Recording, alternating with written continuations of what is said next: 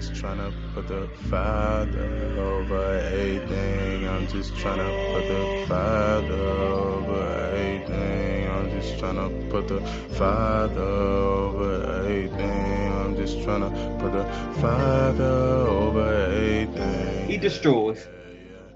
My mouth speaks the praise of Yah, and let all flesh bless his set apart name forever and And ever. never. All praise to God. Hallelujah. All praise to the Most High. Hallelujah.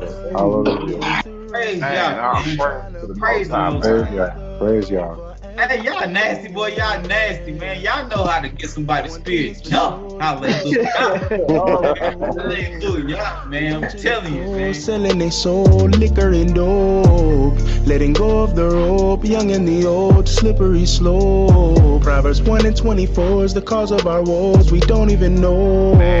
So many in the city lack a father. Ain't no winning till we turn back to the Father.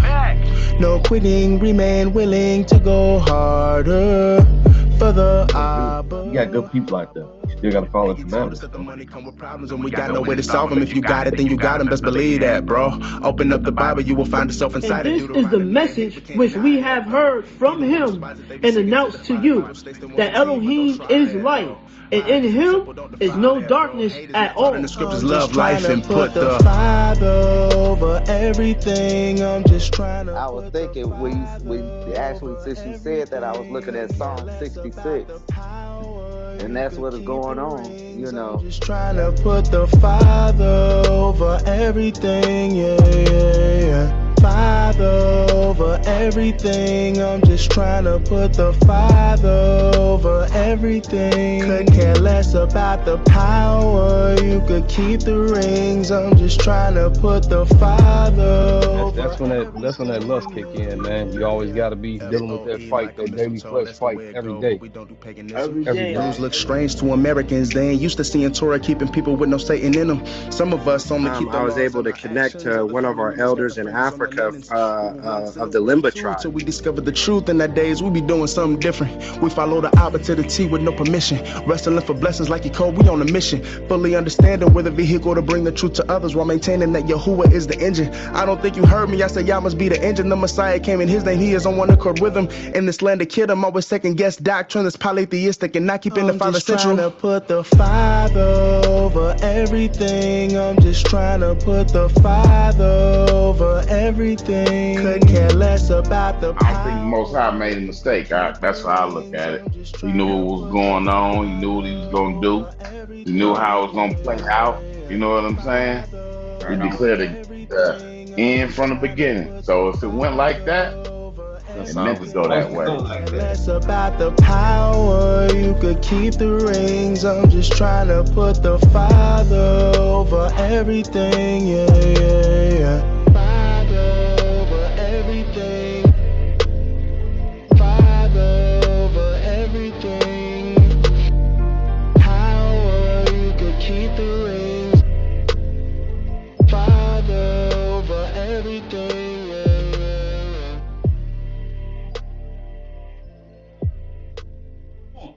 I know y'all Hebrews, and I know it's late. So, Shabbat Shalom. I love y'all, man. Oh, Love, bro. Love you You, too. bro.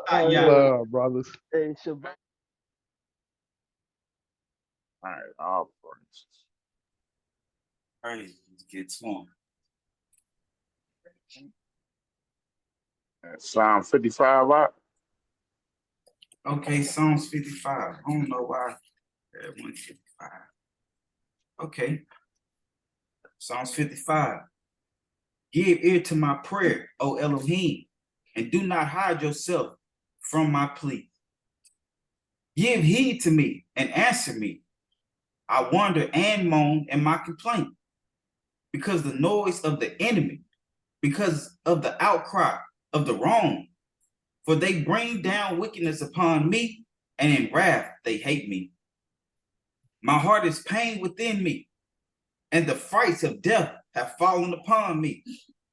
Fear and trembling have come upon me, and shuddering covers me. And I said, who will give me wings like a dove? I would fly away and be at rest. See, I would wander far off. I would lodge in the wilderness. Selah. I would hasten my escape from the raging wind and storm. Confused, O Yahoo, divide their tongues. For I saw violence and strife in the city. Day and night they go around it on its walls. Wickedness and trouble are also in the midst of it. Coveting are in its midst. Oppression and deceit do not banish from its streets. Is it not an enemy who reproaches me? That I could bear. No, nor one who hates me, who is making himself great against me. Then I can hide from him. But it was you, a man my equal, my companion and my friend. We took sweet counsel together. We walked to the house of Elohim in the throne. Let death come upon them. Let them go down into Sheol alive. For evil is in their dwellings, in their midst. I call upon Elohim, and Yah saves me. Evening and morning and at noon, I complain and moan, and he hears my voice. He has redeemed my life in peace from the battle against me, for there were many against me. El, even he who sits enthroned from of old, does hear and afflict them. Selah. Those with whom there are no changes, those who do not fear Elohim. He has put forth his hand against those who were at peace with him. He has broken his covenant. His mouth was smoother than curds, yet in his heart is fighting.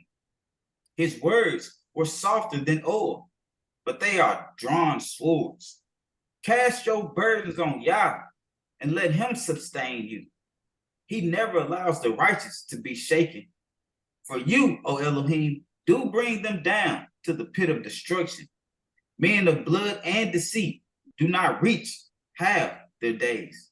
But I trust in you. Praise Yah.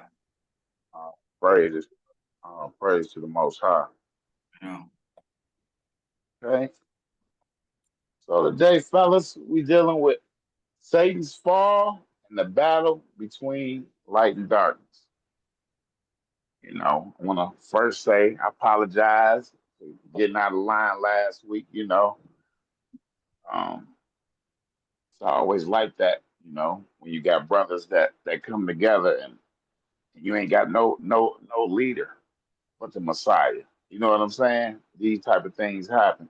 So, and it's a good thing because I was in anybody's congregation, I wouldn't be able to say nothing, and that goes along with everybody. So it's good that we able to discuss things like we do. You know what I'm saying? But I was a little off the rails last week. I feel so, but I'm gonna clear up what I believe uh was the problem last week with that light in Genesis. What I believe, you know what I'm saying? What the script showed me. So, but it ain't all about that. It's all about the battle between the Most High and Satan. You know what I'm saying?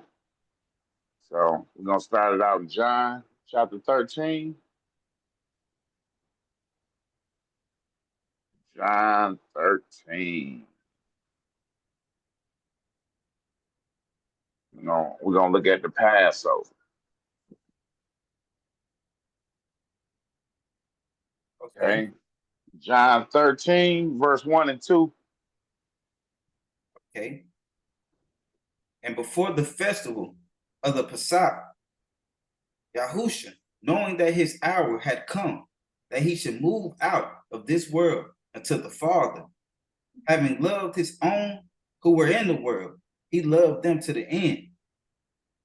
So, no, I'm just saying, so he knew that his hour was coming, that he should move out of this world unto the Father. So he going back to the Father.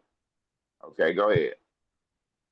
And supper taking place, the devil having already put it into his heart of Yehuda from Kariah, son of Shimeon, to deliver him up. So the devil been there from the beginning trying to start stuff. We know, we know his tricks and tactics. But he been dealing with Yehuda, Judas, for a long time, right? He been messing with Judas since Judas was a little kid, and when Christ was a kid. We're gonna look at that. I'm gonna go to the book of Adam and Eve, not the book of Adam and Eve, but the infancy gospel of Christ. You know what chapter that is? Chapter X1V. Hold on. What's the name of this book, brother? This the infancy of Christ, the gospel of the infancy of Christ.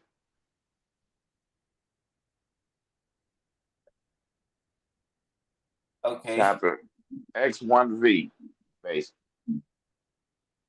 I'm gonna read this whole thing. We're gonna see how Satan been messing with Judas for the longest. You know what I'm saying? So he knew who he would enter and to do that to the Messiah. Should I start at 2 or start at the top? You can start at the top, start at another woman. Okay. Another woman likewise lived there, whose son was possessed by Satan. This boy named Judas, as often as Satan seized him, was inclined to bite all that were present. And if he found no one else near him, he would bite his own hands and other parts. Hey, I thought about something. I thought about something too. Like, it's deep to know, like, Christ, everything the Most High do, he do it for a reason. So if we saying that Judas been possessed, like we just read in the beginning, since he was a boy, then that's deep how Christ picked him to be one of the disciples. Then, you know what I'm saying? Mm-hmm. He served the purpose. He served the purpose. He served the purpose. And then, like, he been jumping in and out of Judas for the longest. You ever seen a kid that liked to bite? Anybody ever seen a kid that liked to bite? I know my nephew was like that. My nephew will bite the crap out of you. I'm talking about how you holler. You had to hit him hard. Just, you know what I'm saying? And get back. Okay, verse 3. All right. But the mother of this miserable boy, hearing of Saint Mary and her son, Yahusha, arose presently, and taking her son in her arms, brought him to the Lady Mary. In the meantime, James and Joe, who would that be? That's Jose, your brother. You know what I'm saying?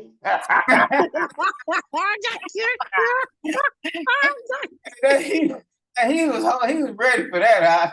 He was ready for it. He ready. Yeah, I told you messing with the Israelites. I told you. I like that. Was a good one, Doc. That was funny. I like that. They forgot the PH, Doc. They forgot the PH. That's Joseph. Okay, Joseph had taken away the infant, the master Yahusha, to play at the proper season with the other children. And when they went forth, they sat down, and the master Yahusha with them.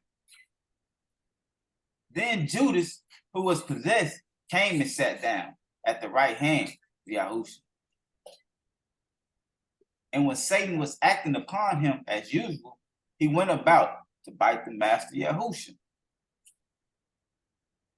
And because he could not do it, he struck Yahusha on the right side, so that he cried out.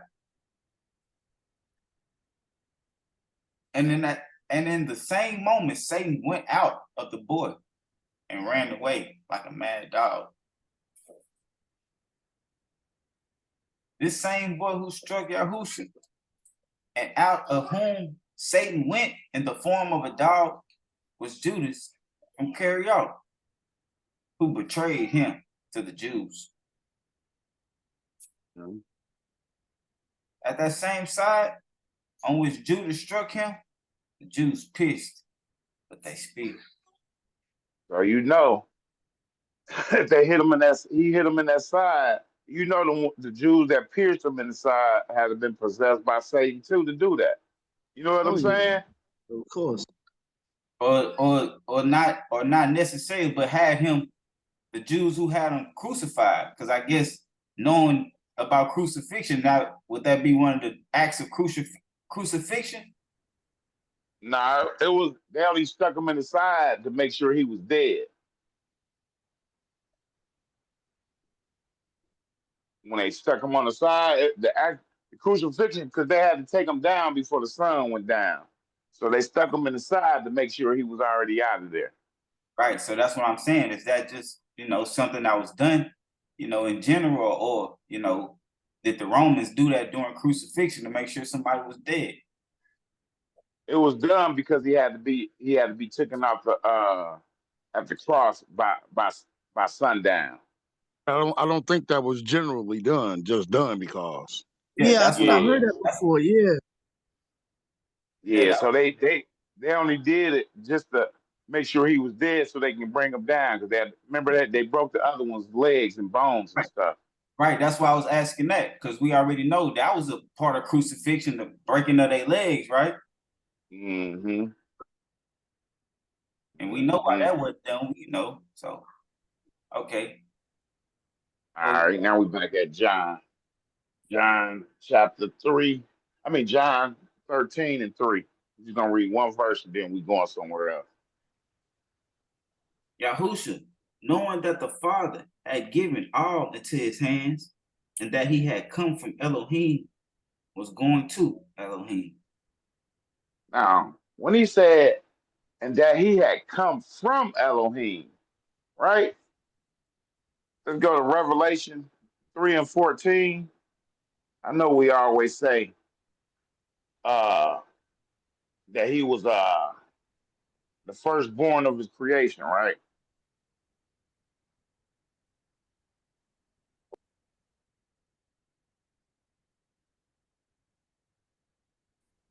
I'm just gonna read this one verse though. Okay. And to the messenger of the assembly, and like who did, right, the Amen, the trustworthy and true witness, the beginning of the creation of Elohim, says this. Okay. So he's the beginning of the creation of Elohim. But was he created? That's the whole thing. Was he created? Now let's just take a look at John 16 and 25 to see what the Messiah said, because that wasn't said by the Messiah. That's like the commentary from John or something, right? Let's go to John 16. You said a commentary. Like that was John talking, basically. That wasn't the Messiah saying that out of his mouth. That's basically what I'm saying. He didn't say that I'm the firstborn of the creation of Elohim. You'll never hear him saying that. But we're going to see what he said. John 16, 25 to 31.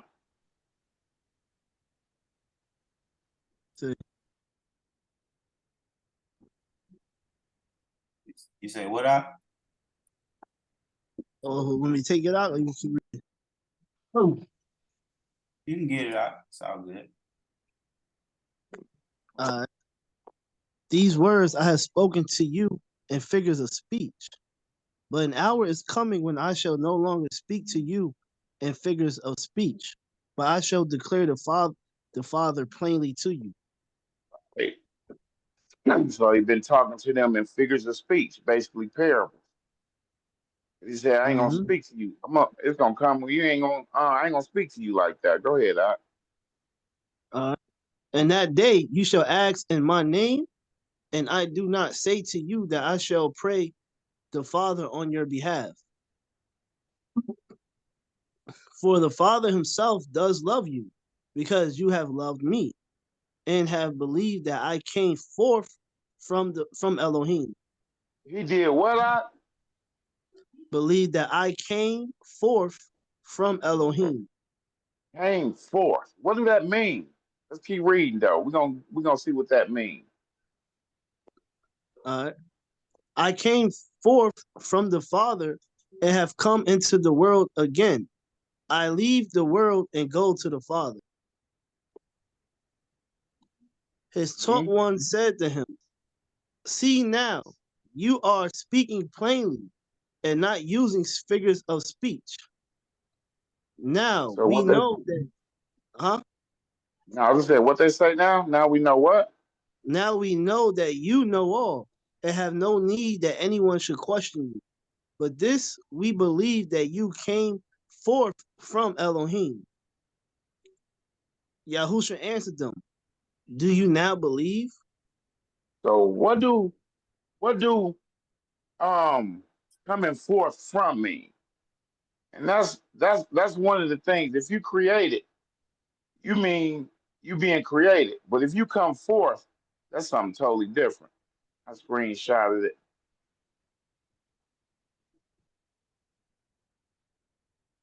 Okay. Read that, yeah, man.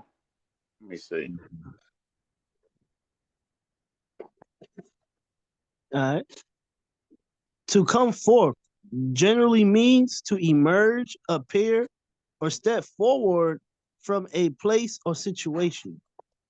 So if the Father is visible, that means the Messiah is saying he came forth, he appeared, he emerged from that invisibility, right?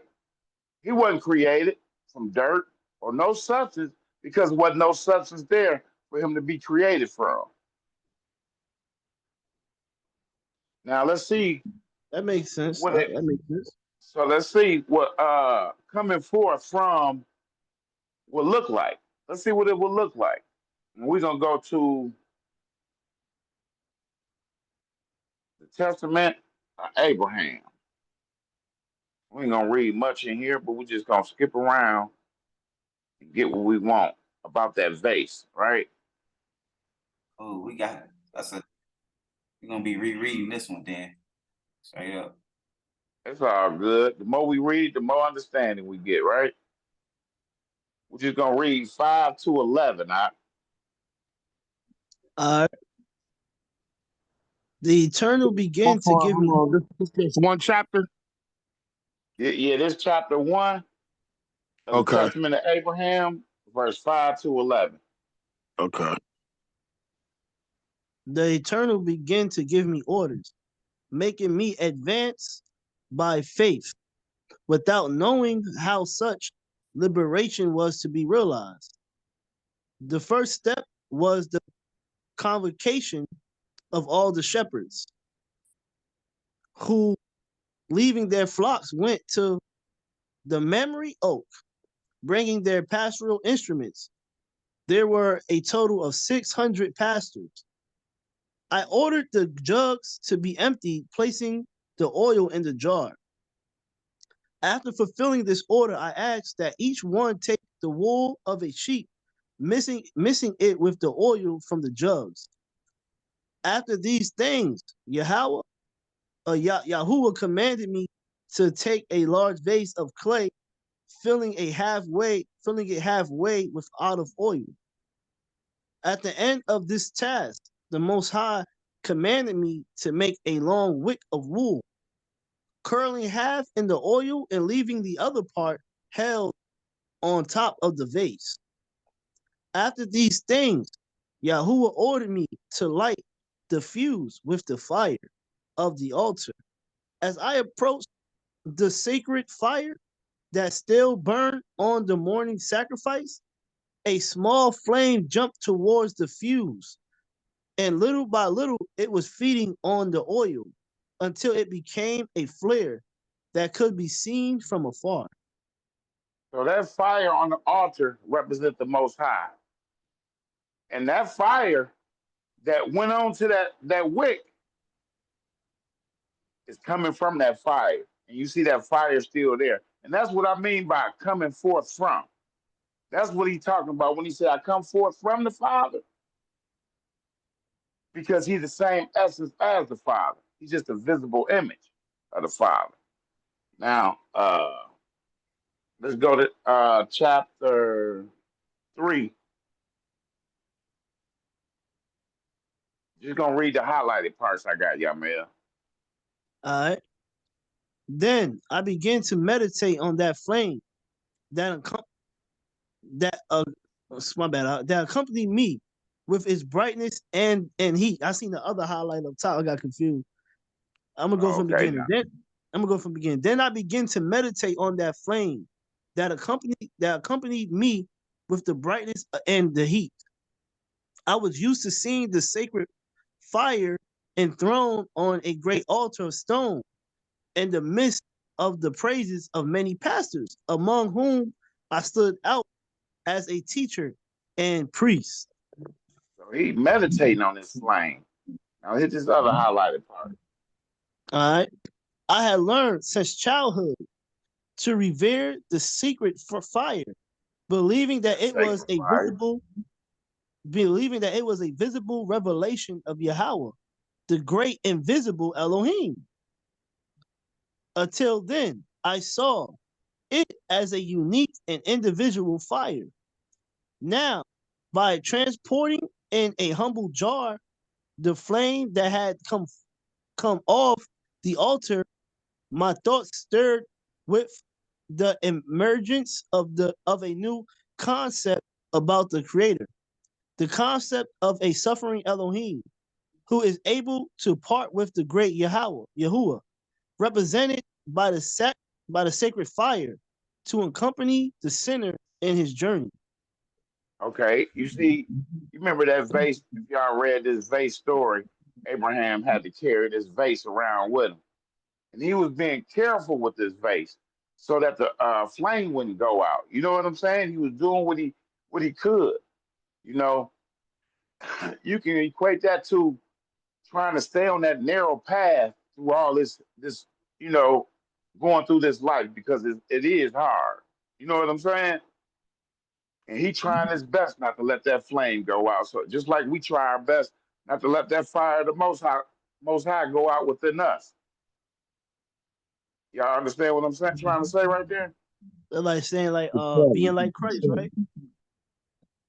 Like Christ is with you through all this, and we Right. trying to stay, you know. And then that flame, how Abraham moves, how it sometimes almost looked like it was gonna go out.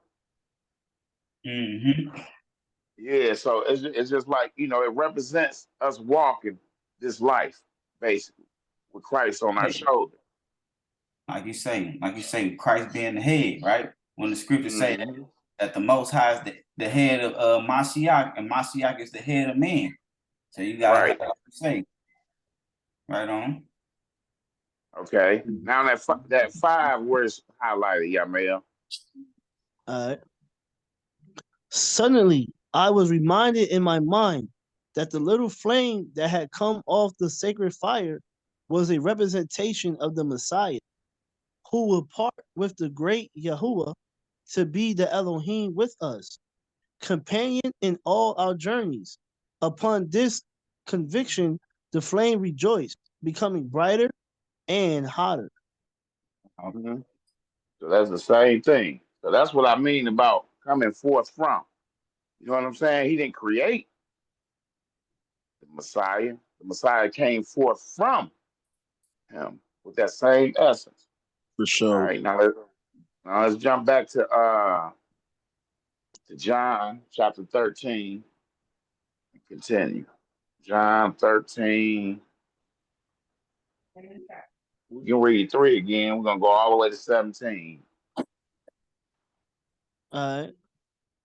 Yahusha, knowing that the Father had given all into his hands and that he had come from Elohim and was going to Elohim, rose from supper and laid aside his garments. And having taken a towel, he gritted himself. After that, he put water into a basin and began to wash the feet of the taught ones and to wipe them with the towel with which he was gritted. And Right. so he And we came, spoke. No, wait a minute. We supposed to be, followers of the Messiah, right? right. Did you get your feet washed when you went down to Houston, down to Texas? I know I did. Hey, I told you, man, them bunnies was too long. I couldn't deal with it. I'm still trying to get perfect, like Messiah said me. You know what I'm saying? Just, Okay, that means next time I come, I can just wear my flip flops. you know what I'm saying? you know. Hey, Okay. hopefully I'm near my walk. You know what I'm saying? Because those critters, I was like, hold on. That brother looked like he was walking on hot coal and all of the rest of it. You feel me? Don't talk Okay. about it. I'm ready for my foot scrub. You know what I'm saying? Hey, let's get this message that the Messiah trying to send with this what he doing. Go ahead, All right. And so he came to Shimeon on Kepha, and he said to him, Master, do you wash my feet? Yahusha answered and said to him, you do not know what I am doing, but you shall know after this. Kepha said to him, by no means shall you wash my feet ever. Yahusha answered him, if I do not wash you, you have no part with me. Shimeon and Kepha said to him, Master, not my feet only, but also my hands and my head. And he wanted him to Yahusha watch said, everything. mm-hmm. Go ahead, Yahusha said to him, he who has had a bath does not need to wash, except his feet, but is clean altogether. And you are clean, but not all of you. For he knew who would deliver him up. So he said, you are not all clean. So when he had washed their feet and taken his garments and sat down again, he said to them, do you know what I have done to you? Big You question. call you call me a teacher and master, and you say, well, for I am. Then if I, master and teacher, have washed your feet, you also ought to wash one another's feet. For I gave you an example that you should do as I have done to you. Truly, truly, I say to you, a servant is not greater than his master, nor is an emissary greater than he who sent him. Right. If you know these teachings, blessed are you if you do them. Now, what was he doing? Y'all see what was going on right here? He was teaching them how to love your neighbor as yourself and to be humble, right? And the opposite of that is to be proud, and to be prideful and want to do what you want to do. You know what I'm saying? We saw the devil coming into play. So it's basically a fight going on, right? And we got to see where this fight started. Ain't nowhere to start but in the beginning, right? And I'm gonna say when we went to that Genesis 1, that's not the beginning. That's the beginning of the heaven. That's the beginning of earth. But let's go to the beginning, Melchizedek. Hey, I'm gonna pass the reading. Okay.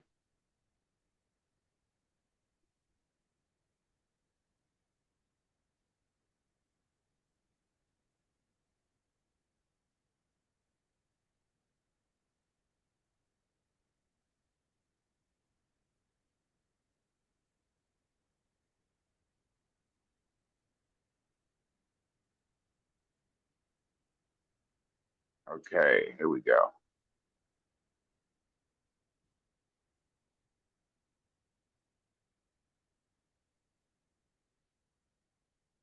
Y'all want me to read this or Just the book of Melchizedek, chapter 1. yeah, chapter 1. We're gonna read let's see, 1 through 3 first. You can read it you want to, brother. Okay, I got it. Before there was a star to shine, before there were angels to sing, there was already a heaven, right? So if there was already a heaven, it had to be created. Am I right or wrong?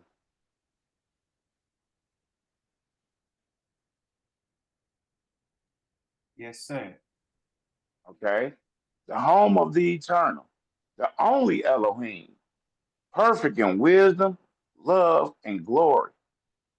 The eternal lived an eternity before realizing his beautiful dream and the creation of the universe. The countless beings that make up the creation were all idealized with love, from the tiny atom to the gigantic galaxies. Everything deserved his supreme attention. Lover of music, Elohim idealized the universe as a great orchestra that, under his regency, should vibrate harmonious chords of justice and peace. For each creature, he composed a love song. The Eternal was very happy, for his dreams were about to come true. Moving with majesty, he began his work of creation, right? He began his work of creation. His hands first shaped a world of light. Now you read Isaiah, I think it's 45. He said, I create light and I create darkness, right? So this light was created. Because he said, moving with majesty, he began his work of creation.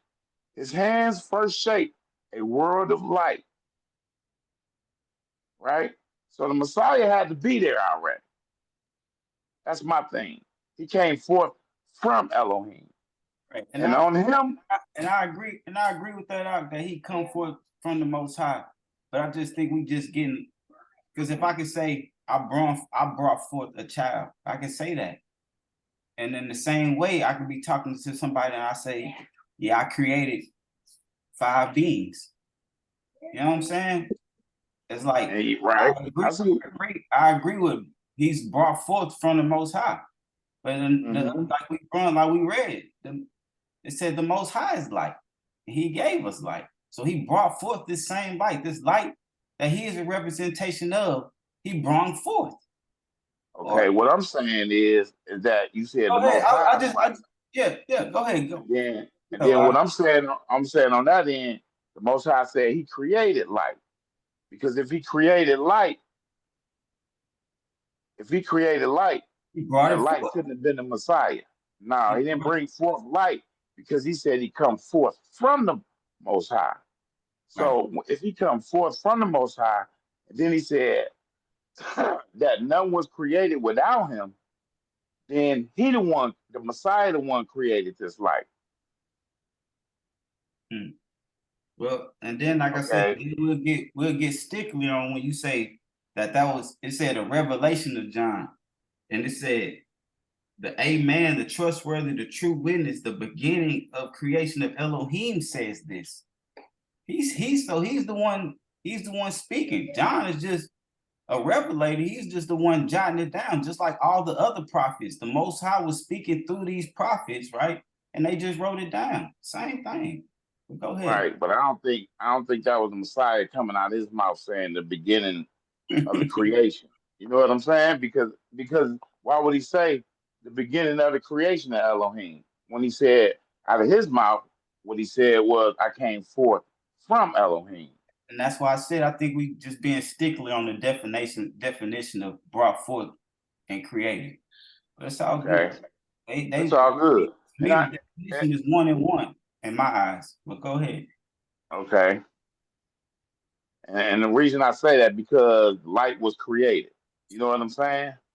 Like you said, I create light and I create darkness. I create good and evil. I, the Most High, do all these things. Right. All right. Okay. Like you said, his hands first shaped a world of light, and on him a glowing mountain. So you got the Most High on top of this mountain, right? Let's visualize this what we finna read right here. Matter of fact, before we even go there, Can I say something real quick? How y'all Yeah. doing? Shabbat shalom. Hey, Shabbat Shalom, Shana. Shabbat shalom. You know, I keep hearing Shag, and then I hear Ruben, but we have to understand that come forth is a movement. So it's not anything birth, it's a movement. It's something Right. like King went. He had a dream. So he went with Mhm. I had a dream speech, which was a movement he was trying to establish amongst everybody. Did you get that? What I said earlier, Shana? I don't know That's how what long you. I came to say what I had to say. I pop in when I want to say something. But see, Okay. you go down to the Did you see bottom. this? Did you see this? No, but I look, but I done read, I see what that said, but then you got to look down at the bottom. It says the phrase comes forth signifies a movement from a Uh-huh. hidden or concealed state to a visible. Visible. Right. Right. I didn't So he see was all that, but I kept hearing y'all, like I kept hearing it. It's like almost like y'all was thinking like a birth or something like that. Yeah, okay. right. But And that's that, why the must that's the script say that he was in the bosom of Elohim. right, right. So he So he came forth from Elohim. He right wasn't and made it created. visible and made it Right. visible It's for all to catch yeah. on. Right. Yeah, He emerged from Elohim. Right. right. So he So wasn't created. step forward from a No. place or a situation. Mm-hmm. And you gotta have Okay. that understanding to even get an understanding. Right. Right. You have to And know what it that means was and how it means and what how you that's why when you said, well, let's go ahead and visualize, let's go on this. That's what made me think like now you have to use your imagination. He said he gave everyone that. So it's right. just how Right. you imagine things, how you take it forth. Because everyone has a different opinion and a different imagination. And then seeing this right here, okay. His hands first shaped the world of light, and on him a glowing mountain on which the throne of the universe would be forever affirmed. Now let's go to Timothy, because Timothy shows us this. Hey, you got that story when Satan was looking at the abyss and all that? Are we gonna get in Melchizedek? Yeah. Yeah, we getting to that. We getting all that out. Okay, We're okay. gonna we just trying to clear up something real quick, though. First Timothy chapter 6. We're gonna read 11 through 16. And remember that he said on him, right?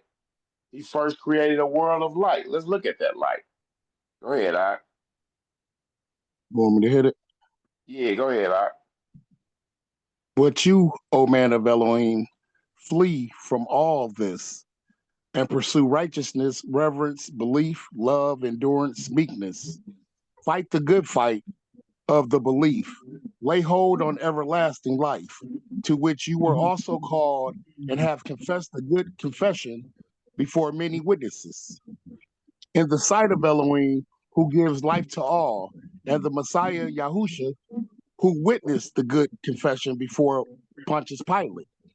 I charge you that you guard the command spotlessly, blamelessly, until the appearing of the Master Yahusha Messiah, which in his own season he shall reveal, the blessed and only ruler, the sovereign of sovereigns and master of masters, who alone has immortality dwelling in unapproachable light, whom no one has seen or is able to see, to whom be respect and everlasting might. Amen. Okay, so you see that. He dwelling in the unapproachable light.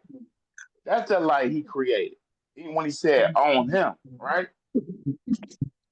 And we talking about Mashiach, right? We talk about Mashiach because he dwelling in that unapproachable light, right? That same unapproachable light when he created, saying, um, his hands first shaped a world of light, and on him a glowing mountain. Okay, now I'm gonna continue. On which the throne of the universe will be forever affirmed. Now let's look at this in the visualize this as we read what we read now. To the sacred mountain, Elohim called Zion. So that mountain he on is called Zion, right? From the base of the throne, so under his throne, the Eternal brought forth a crystalline river to represent the life that will flow from him to all creatures. So that life is coming from all creatures, right? So that light is coming from all creatures. Right. And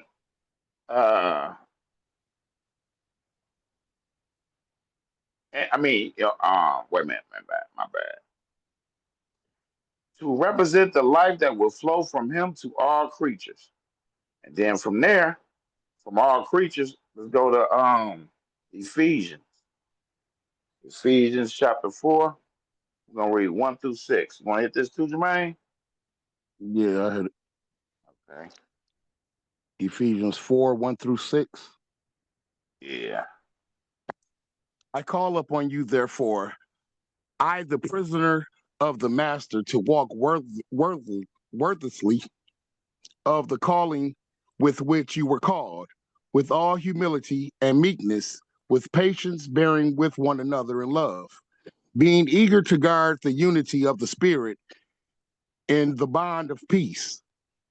One body and one spirit, as you also were called in one expectation of your calling. One master, one belief, one immersion, one Elohim and Father of all, who is above all and through all and in you all. Like he said, the life that will flow from his throne to all people, right? To all For sure. creatures he created. As the throne room, he created a beautiful paradise that stretched for hundreds of kilometers around Mount Zion. So down at the bottom of Mount Zion, you got to just visualize these things. A beautiful paradise stretched for of kilometers around Mount Zion. To paradise, he called Eden. To the south of paradise, on both banks of the river of life, numerous mansions adorned with precious stones were built. This designated designed for the angels, the ministers of the kingdom of light. Surrounding Edom and the angelic mansions, Elohim built a wall of bright jasper, along which with which large pearl portals could be seen. With joy, the Eternal contemplated the dream capital. The city in its splendor was like an ornate bride, ready to receive her husband. Affectionately, the great architect called her Jerusalem, the city of peace. Elohim was about to bring the first rational creature into existence. But before we go there, y'all see, I was telling y'all to visualize this where the throne was on top of the mountain, right? And then as we go down the river license,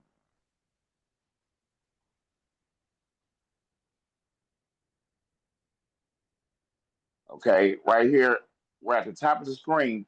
The paradise he called Eden. To the south of paradise, on both banks of the river of life, numerous mansions, right? So what would be the north?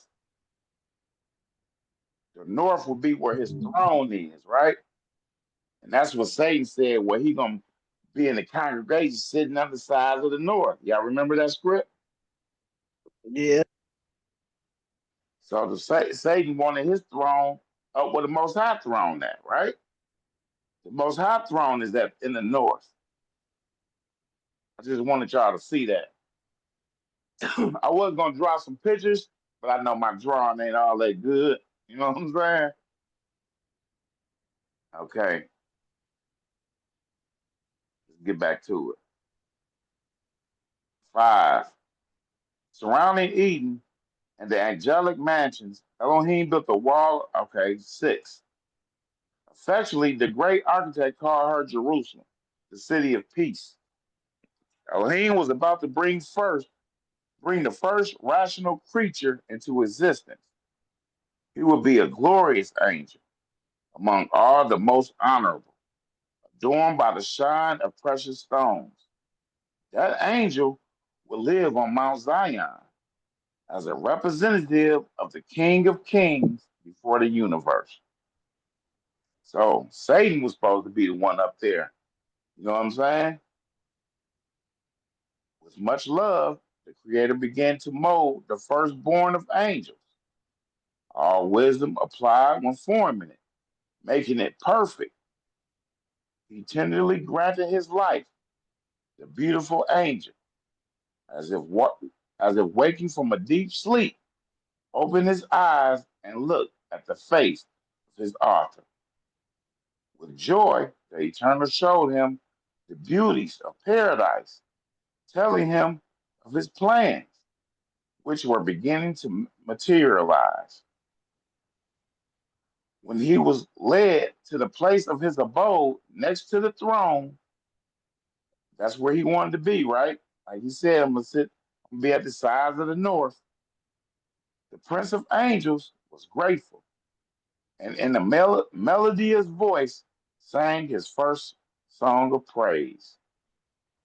From the heights of Zion, it was discovered in the eyes of the beautiful angel, Jerusalem, in its immensity and splendor, the river of life sliding serenely in the middle of the city, resembled a long avenue, reflecting the beauties of the Garden of Eden and the angelic mansions. Wrapping the firstborn of angels with his mantle of light, the Eternal began to speak to him of the principles that would govern the universal kingdom. Physical and moral laws should be respected to the full extent of the divine government.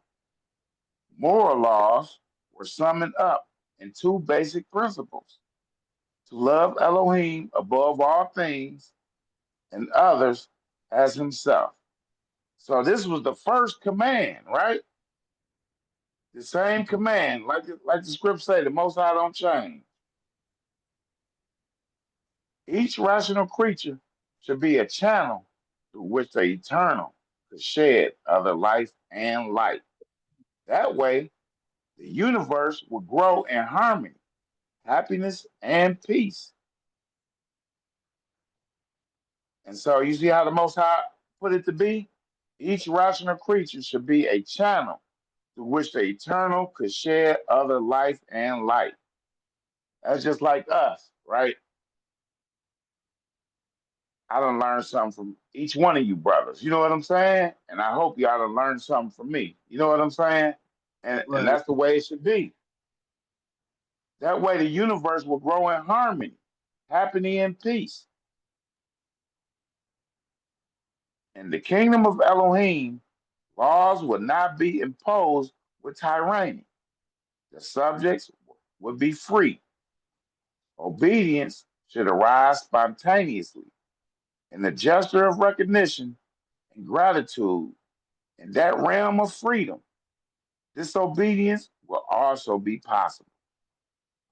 The result of such behavior will be the emptying of vital forces. Hey, I mean, big trouble. hey, Huh? I pick it up at 11. You know how I feel about reading on that screen, though. But I'll try to pick it up for you at 11. You got it in okay, that's cool. I'm glad because my voice was cracking out. Yeah, I know reading on that screen how it be, so you know how it is. Okay, Yeah. verse 11. After So we looking at this fight, y'all, that's going on between the Most High. Let's go. All right, go ahead. after revealing to the beautiful angel the laws of his government, the Eternal entrusted him with a mission of great responsibility. He would be the protector of those laws and should Which laws? Which laws? love your neighbor as yourself, love the Most High with all your might, and your neighbor as yourself. Right. So these was all the way from the beginning, and they still here to this day. Okay. With I think go back up a little. At the top of the screen where it say those laws. I just started back at the top. After revealing to the beautiful angel the laws of his government, the Eternal entrusted him with a mission of great responsibility. He will be the protector of those laws and should honor and reveal the universe ready to be created. With a heart overflowing with love for the Most High and others, it would be up to him to be a model of perfection.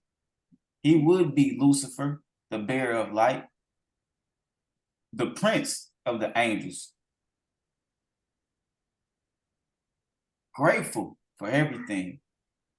He prostrated himself before the loving king, promising him eternal faithfulness.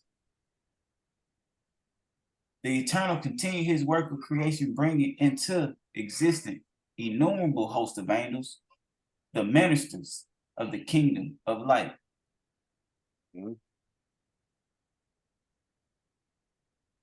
The holy city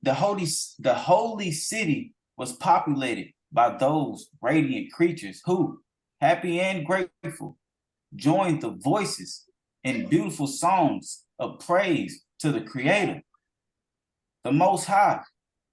Now brought into existence the universe that, full of life, would revolve around his throne of firm in Zion.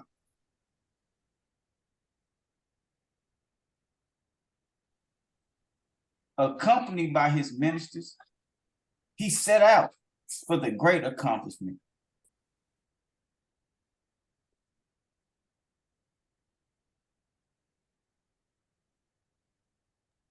My bad. After contemplating the immense emptiness, the Eternal raised his mighty hands, ordering the materialization of the multiform wonders that were to be composed the cosmos. His order, like thunder, reverberated everywhere. Reverberated everywhere, causing, as if by charm, galaxies without numbers, full of worlds and suns, paradise of life and joy, all spinning harmoniously around Zion. Right, because he said he was a great orchestra, right? Harmonious. Right. You mean to tell me that ain't no Big Bang Theory? Ain't no Big Bang, huh? That's right. Ain't no Big Bang Theory. Shabbat shalom, brother. Shabbat shalom. When witnessing such a great fact of the Supreme King, the angelic host prostrated themselves, right? So they see he just created that all just like that. And they was like, man, hold on. Right. And they prostrated themselves, causing a song of triumph to pass through the illuminated space and saturation to life. Salutation to life. Salutation. I told you, y'all know how that screen do. I'm just trying to manage it. Hey, I'm over here scrolling with the mouse, trying to be under every word. You know what I'm saying? Okay. The whole universe joined in that song of gratitude and promise of eternal fidelity to the Creator. Guided by the Eternal, the angels began to know the riches of the universe. On that side real excursion, they were admired at the immensity of the kingdom of light. Everywhere they found worlds inhabited by happy creatures who received them at party. The angels greeted us with songs that spoke of the good news of that kingdom of peace. Kingdom of peace. So right here,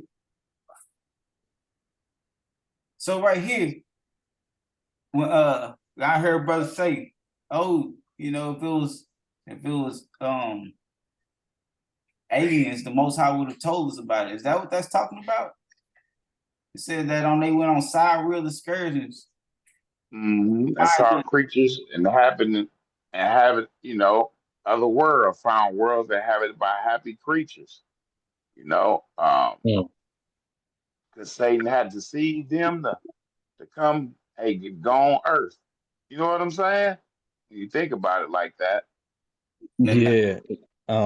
You can think about it like that too. Like when you go on a vacation, they be having excursions, right?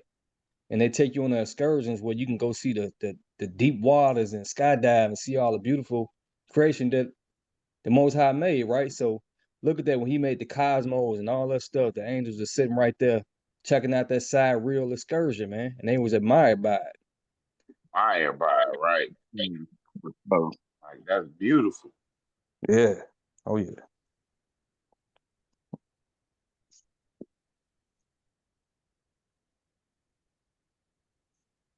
Okay, Act 15.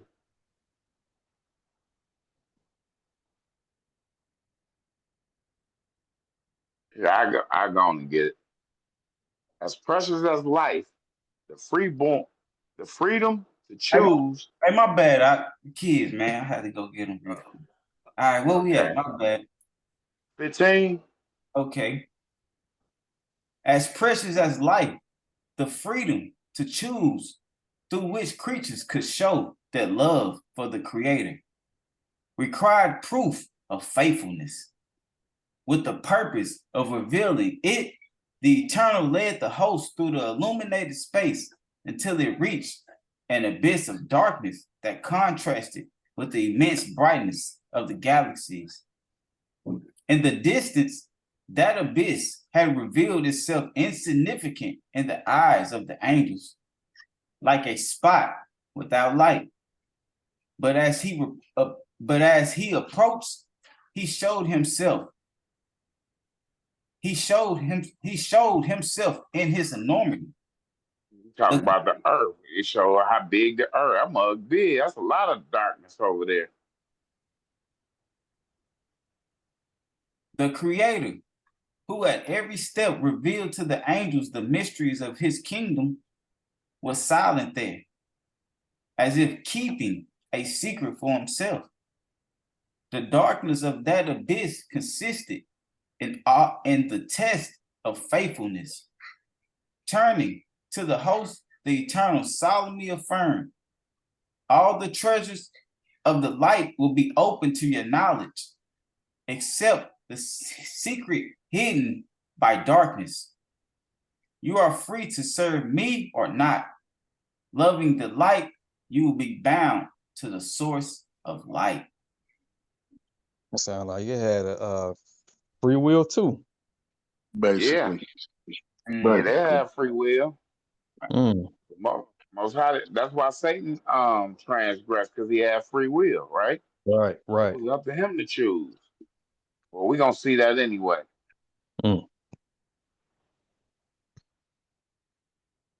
With these words, the Most High made separation between light and darkness, good and evil. The universe was free to choose its destiny. That's the war we're in right there, right? That's the war. Light and darkness, good and evil. That's what we're talking about. All right. Chapter 2, right? Unless somebody else want to hit it. Yeah, I can read now. Shag a break, you know. He probably forgot his bifocals. I got it. That screen, how you going cross-eyed sometimes, I can tell you. Yeah, I know. It really will. You wear glasses, Shaq? You gotta wear glasses? I got a pair when I went to the eye people, but I don't need them. But like I said, like just staring at the screen reading, it'd be like having me going cross-eyed, like saying the words twice sometimes, even like crazy. and overlapping with the words too. Yeah, y'all can hear me? Let me Yeah, hear we you. hear you. All right, cause my phone tripping. I had a phone call and my audio a little messed up, but matter of fact, somebody read. I gotta come in, come out, man. That phone call messed me. All right. The long-awaited dream of. Okay. The long-awaited dream of the Creator was concretized. Now, as the loving Father, he led the creatures through the eternity of harmony and peace. By virtue of the fulfillment of divine laws, the universe expanded in happiness and glory. This was a strong jealousy of love, which united all strongly. Rational beings endowed with the capacity of infinite unfolding found indescribable pleasure in learning the inexhaustible treasures of divine wisdom, transmitting them to the like. They were like channels through which the source of eternal life nurtured all of love and light. In Jerusalem, the ministers of the kingdom met before the sovereign king, always ready to fulfill his purpose. It was through Lucifer that the Eternal revealed his designs. After receiving a new revelation, he prominently transmitted it to the angelic hosts. These in turn shared it with creation. In famous flight of angels were heading towards the capital planets, where in large assemblies and representatives of the other worlds met. And many of Okay, now let's these hold on, man. We have to the what's the name. Let's go back up a little bit. It said, after receiving new revelation, he promptly transmitted it to the angelic host. These in turn shared it with the creation. That's just like the Most High, how He give us His word and how He want us to share it with creation. You know what I'm saying? No different. It's the same thing. Each one Mm-hmm. teach one, basically. Each one teach one. And that's the true definition of a prophet, right? A messenger of the Most High, right? Right. Okay. You pick back up where it's lit up. In many of these assemblies, Lucifer was present, filling the participants with joy and admiration. Perfect in all virtues, he captivated them with his sympathy. So look He at had a lot of sympathy. hey, but look at that too though. So it's saying that he went to these assemblies on other planets, right? Right. And gave them the same laws. Gave them the same laws and told them about the Most High and all that. Right. So that could say why we got other entities coming to our earth. You know what I'm saying? When you think about it like that. What they That doing? could. They coming down saying y'all ain't keeping them laws. Hell no. Hey, I would say the ones that's coming is coming with an agenda. You know what I'm saying? I would say that too. They're coming with an agenda. Because And you done heard people getting abducted and stuff like that, right? but Hey, so where does that right. agenda come from though? Check, yeah, good Lucifer. question, bro. I was gonna say, Got check it. this. Lucifer. It got it. Hey, Huh? that's I You got mean, to come from Lucifer. That's what I would Right. think. So I was gonna say, do y'all think that they are good or bad? The ones that's coming down here. You know what I mean? They probably bad, but the thing is, they can't just touch us like that. You know what I'm No. saying? Or they probably done killed everybody by now. Right. hey, all man, in my eyes, all agenda come from the Most High for sure. Satan ain't got no power. He Oh ain't got yeah, it he definitely ain't got do. no he ain't He, got no, his agenda is, trying to lead everybody astray till he fall into that lake of fire. You know what I'm I mm. saying? mean, Even the ones that's coming that's down the too, fact then, that right? they got free will also. Right? And Right. that's why we read earlier, right? Or what I had quoted that the Most High created good and evil. So Right. it's the Most High's agenda, right? If it's anybody's agenda. Yeah, That's you're true. right. And They then got like free you think about how long how long we've been on this earth, and then how he said, only 1 in 10,000 gonna make it or something like that. So, 1 in 1,000 or whatever number he said is very few. And then you think about all the people that's been on this earth from the time of Adam, that's a lot of people. It is Sure. a lot of people. That's a good Sure. point too, Shad. You said it's the Most High's agenda, right? Right. It's the Most High's agenda. It's almost like what you said, Rule, right? If somebody gets shot and they can get shot in the head, but it's up to the Most High if they die or not, right? They died not right. So that's Right. their agenda, but is it Satan's agenda sending them down, fooling everybody? Or it, like I said, and we reading this right now, and it said that they was going to these other planets and giving them the commandments of the Most High. So again, that begs the question: are you seeing these sightings so they let you know, hey man, you ain't keeping no commandments? What? Hey, I ain't saying that. Hey, we can't say they come. We can't say they coming to do evil because I ain't seen no evil happen. There's been more evil happen upon the earth than when you get when somebody see a UFO. Yeah, I And think then they come and then people end up getting cancer from some of that stuff that they got, that radiation or whatever. So, it's hard to say, but at the same time, people got free will, to do evil or to do good, but the Most High all knowing what's gonna happen. So say right. that too. Hey, I Just say, like once you go against the Most High, then you open yourself up for the enemy. You know what I'm saying?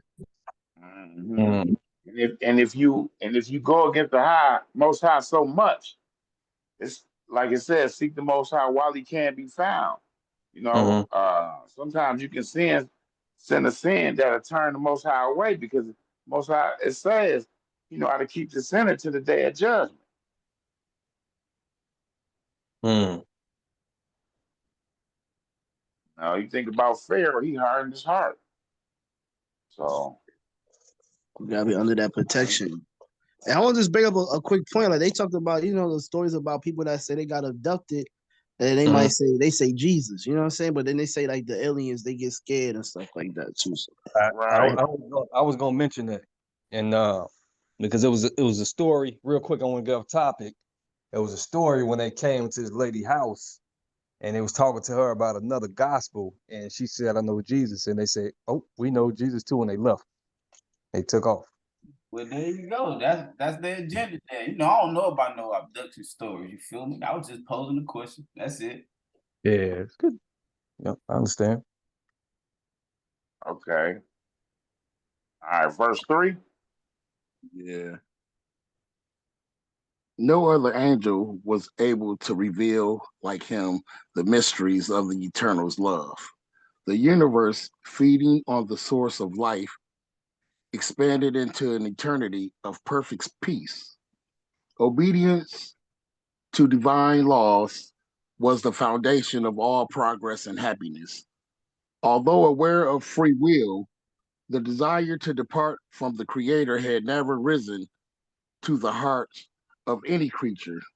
This was the case for a long time until such a problem broke into the life of the one who was the most imminent Intimate. of the intimate of the eternal.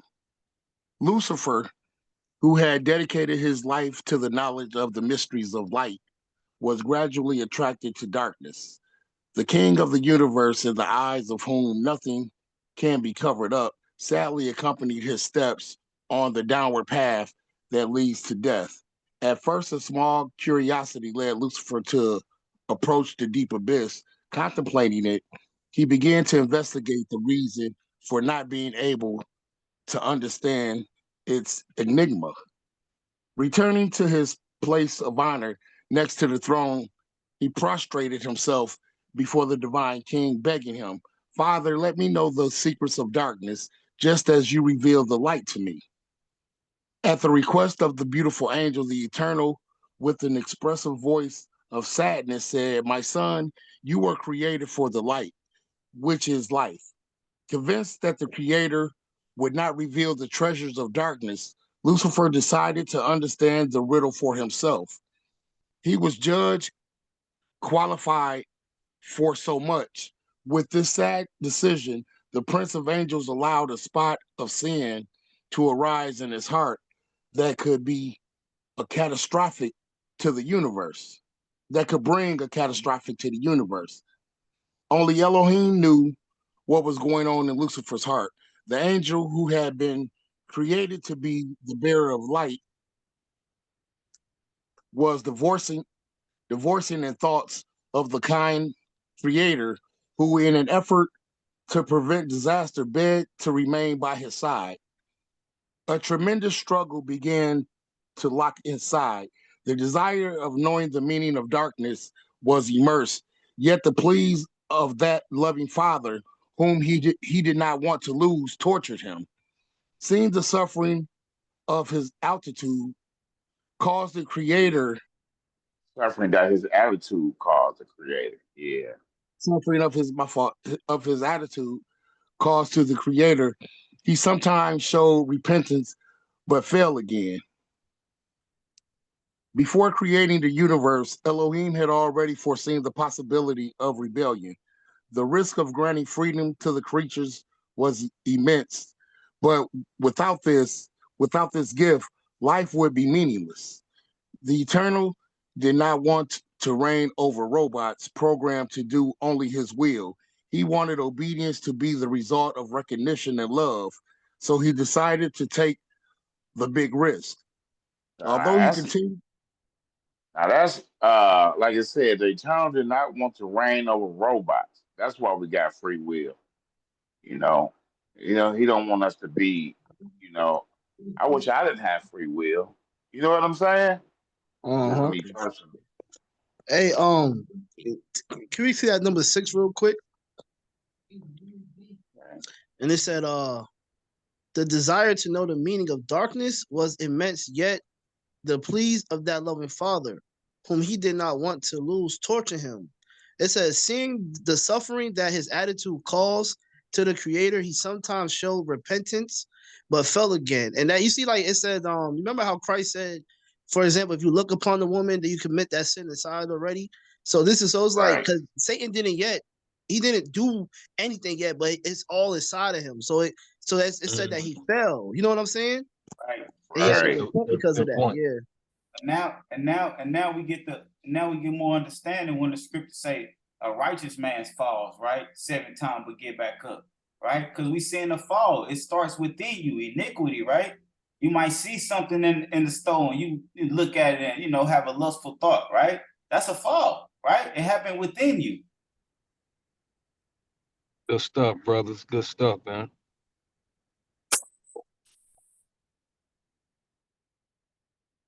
all right. We Although on he continued, although he continued to search for the meaning of darkness, Lucifer did not intend to abandon the light.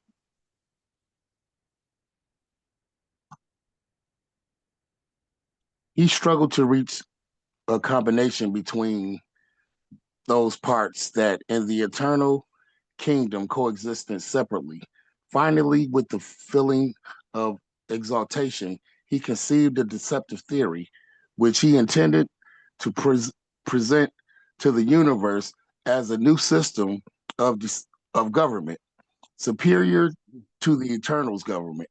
He called his theory the science of good and evil. Structured in logic, the science of good and evil proved attractive to Lucifer's eyes, seeming to reveal a sense of life superior to that ordered by the Creator, whose kingdom enabled only experiment, experimental knowledge of good. In the new system, there would be a balance between good and evil, between love and selflessness, light and darkness. Throughout the time when the science of good and evil matured in his mind, Lucifer would know to keep it a secret in front of the universe. He continued in his position of honor, fulfilling the function of the bearer of light. However, as much as he tried to pretend, his countenance no longer revealed joy in serving the eternal. The divine king who suffered in silence sought through his revelations of love to prepare the ration, rational creatures for the great approach that was approaching. Can I say something, please, real quick? We can't miss that. That 9 No. was it? Let me get to that 8. Cause like, but we talked about it before about brothers that been in this truth, or people that fall out the truth, and then they start to make up their own. They start to follow certain religions to do what they want to do, or they start Right. making up their own logic of why the Most High might not exist, because these people, they want to do what they own will, and that's what Satan just did right here. For Right. sure. So, That's crazy. for sure. Yeah, I mean, we got all the knowledge of good. I want to know more. You know, and just like when they was passing the I forgot to say it, when they was passing, you know, curiosity. Curiosity, the one that killed the cat. Right. Is that what they say? And they was curious about the darkness. What is that? You know, Mhm. some things you don't need to know. You know what I'm saying? For sure. Some things you don't need to see. I go back down. I just wanted to point that out though. But yeah, that's deep. Somebody else could start that 10 they want to. I hit it. I'm back. All right. He knew that many would listen to the temptation. Turning his back, the night of the test would make the true faithful stand out. However, those who serve the Creator, you know how we gotta keep on. Okay, those who serve the Creator, not for interest but for love, seeing that the time of the test was coming, and that Lucifer was ready to betray him before the universe, the Eternal, who had never ceased to reveal the treasures of his wisdom, became silent and what's that word? Contemplative? Yeah, contemplative. Mhm. Silence revived the memory of the first Cedral's execution, and the heart sidereal excursions in the heart of the host. When after showing them the riches of the kingdom of light, Elohim became silent before that abyss. They remembered his words. All the treasures of light will be open to your knowledge, except the secrets hidden by darkness. You are free to serve me or not. Loving the light, you will be bound to the source of life.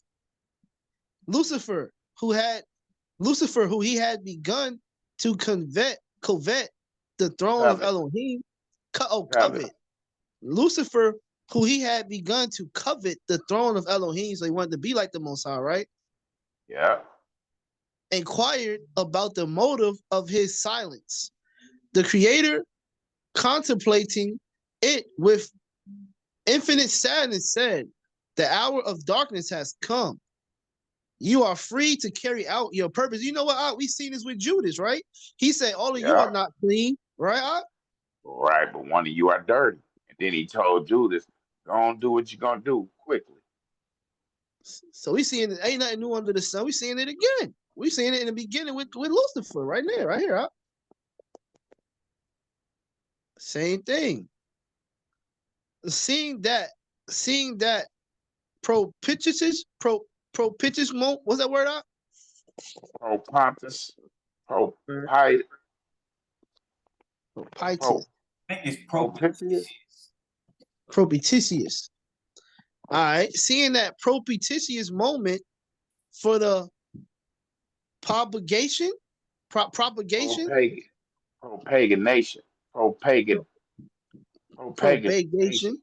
Not an Indian. Not an Indian. I think Yamil had it right the first time. Propagation. Of his theory has arrived. Lucifer summoned the angels. You know what I mean? The Most High get us all out. You know what I'm saying? You know, I ain't get my GED, you know, but he loves us all. Right. We read. I ain't got mine either. We trying. Right. Of his theory had arrived. Lucifer summoned the angels for a special meeting. The hosts, eager to know the meaning of the Father's silence, took their places next to the magnificent angel who had always revealed to them the treasures of the kingdom of light. Lucifer began his speech by exalting, as usual, the government of the eternal, and a broad retrospective. He reminded them of the great revelations that had enriched them throughout that eternity. I like that right there. I go back to it.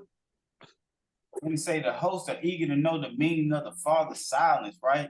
And when you read some of them psalms and say, Father, do not be silent towards me, right? Because that means when the Father's silent, he just sitting back watching, like, hey, do your thing. You know what I'm saying? Yeah, like disappointed in some. Yeah, you can tell he was disappointed. That's why he was quiet. Right. Sitting back Sometimes like you got to be quiet so you won't snap off too quick. You know what I'm saying? right. Might say something you don't mean. And in the Father's case, it's like, you know, and even like when he's silent from you, it's like, and you know, you read, you know, the Old Testament, it's like the Father was silent at them times, especially when, you know, Israel was going through their, you know, not their triumphs, but when they was going through their losses, right? Like he was silent at that time. And even now, right? I mean, we in captivity too. Like he like, yeah, not dealing with us. We on 13. Yeah, we can 13. Okay, let's say that real quick.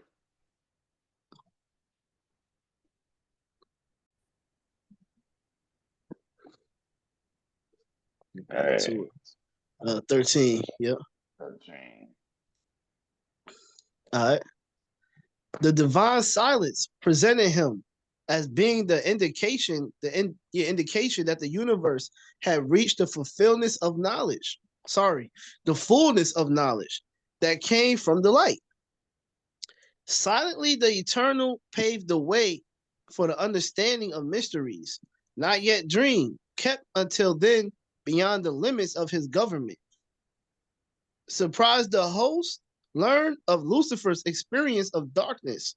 With eloquence, he told them about the science of good and evil, indicating it as the path of great realizations. You got it. No, you good. I'll just tell my dog no. Oh, Ain't that the same thing he did to Eve? Yes, sir. Yep. Start exalting the Most High first, like he always do.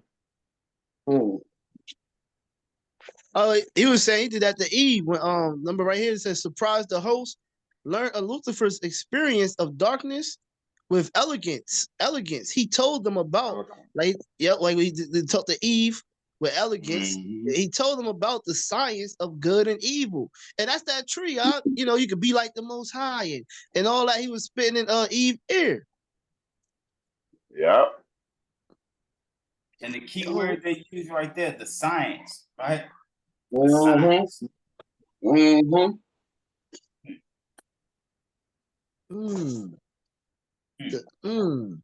The science of good and evil, indicating it as the path of great realizations, man. And that's straight up. Because science always want to break stuff down, but they don't ever want to give reverence to the Most High. They're like, it gotta be a reason for everything. Right. Well, it could just simply be that the Most High created it. Why it can't be that simple, man?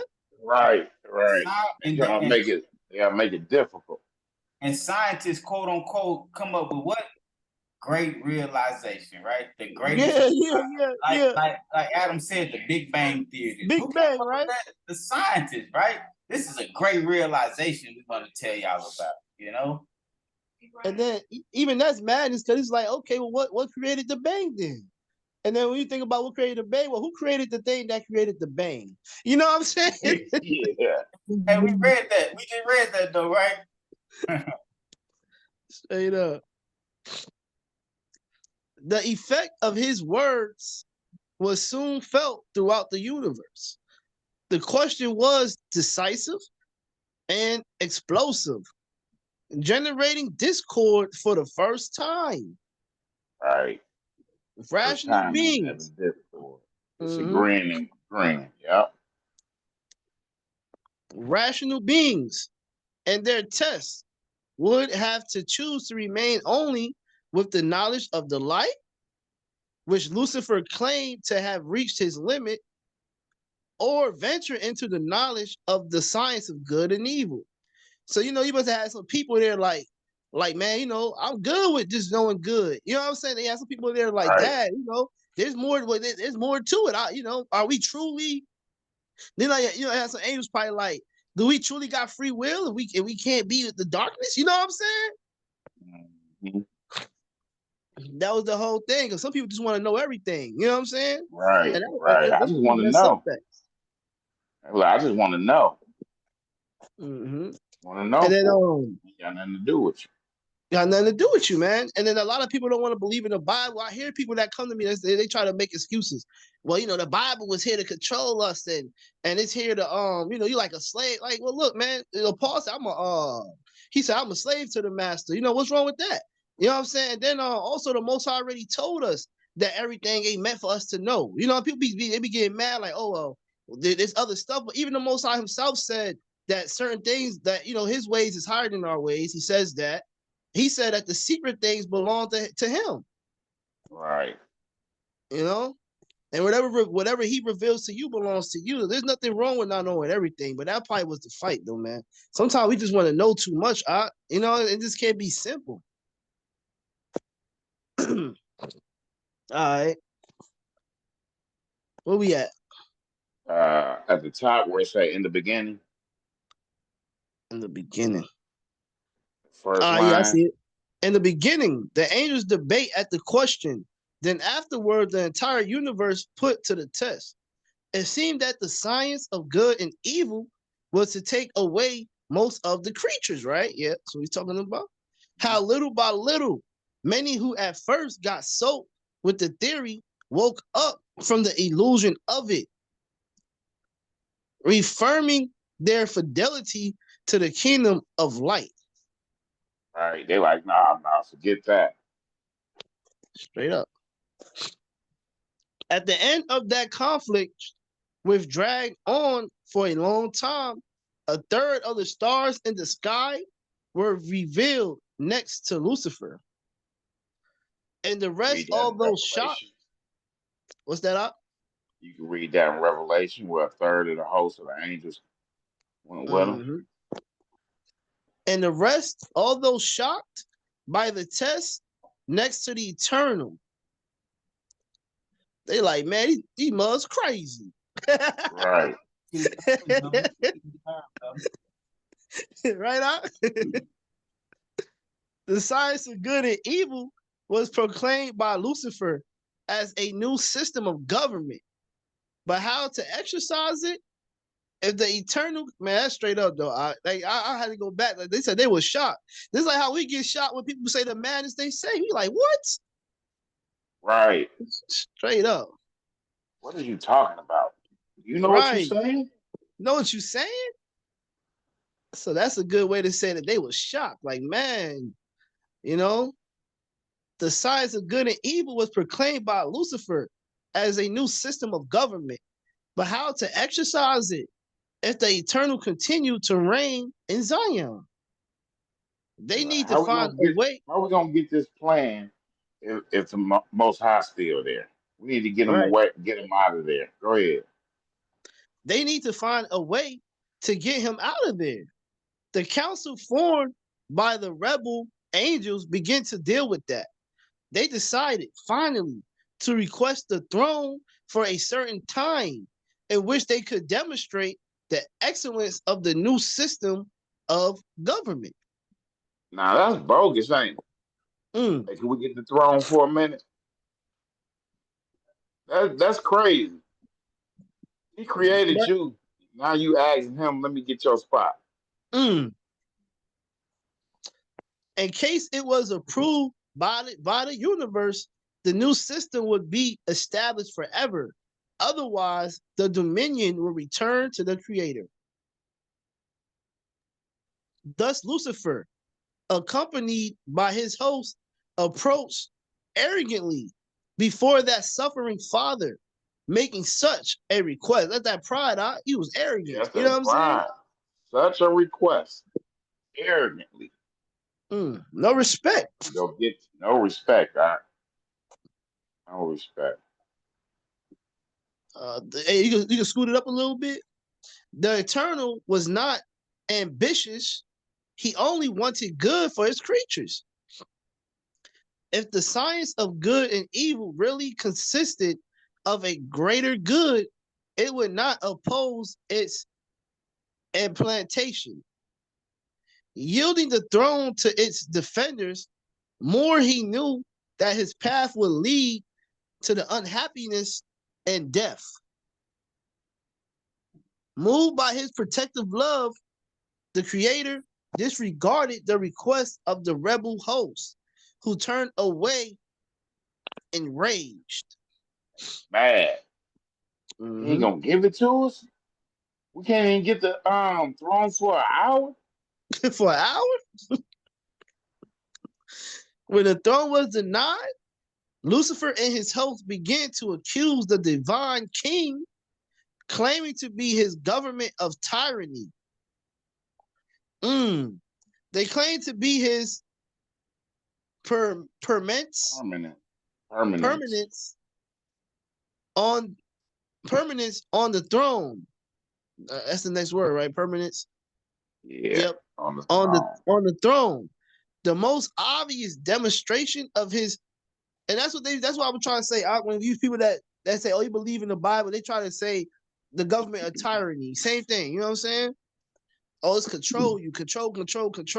That's what Satan's doing. They claim to be his permanence on the throne. The most obvious demonstration of his arbitrariness hadn't he granted them freedom to choose. Why neutralize it now, preventing them from implementing a superior government system? The accusation of rebel hosts reverberated. The accusations of the rebel host reverberated. Okay, let me try to get it. The accusations of the rebel host reverberated throughout the universe, making it appear that the Eternal's government was unfair. And that's what they do to this day with what you just said when they talk. Well, that's a white man's book. Yep. Or it was used Trying to to say, control you. right. Like, what does the Bible teach that you got a problem with? Let me know. Exactly. And then the scriptures that they do tell you to, they don't even read. Like you just told me that, like, for example, slave, the first thing the arrow, slave, obey your slave master. Then you get to read the word. It tells the He master to say, respect the slave. You know what I'm saying? yep, right. Just tell you, use wisdom, man. Like if you got a job and you got a boss, you know what I'm saying? Respect your boss. Boss, same way. Respect this, respect the ones that work for you. That's what he's telling you. Right. But people don't really read. But the Eternal's government was unfair. This brought deep distress to those who remained faithful to the kingdom of light. Not knowing how to refute such accusations, these creatures silenced by moral pain longed for the moment when new revelations from the Creator could clarify the mysteries of the great conflict. The accusations and blasphemies of the rebel hosts reached the climax when the Eternal, in a surprising gesture, rose from his throne as soon as he left it. The infidels and the expectation of a conquest quieted down, while a feeling of fear penetrated the heart of the subjects of the light. Will he surrender the dominion of all creation to get rid of vile accusations? According to the logic from which Lucifer based his teachings, there was no other alternative to the Creator. In his tremendous expectation, the universe accompanied the steps of Elohim. In a gesture of humanity, the Creator stripped himself of his crown and his royal robe, placing them on the white throne in his continence. There was no expression of resentment or anger, but of infinite love and sadness. With solemnity, what's that word? Solemnity? Solomon, you right. You got it. Okay.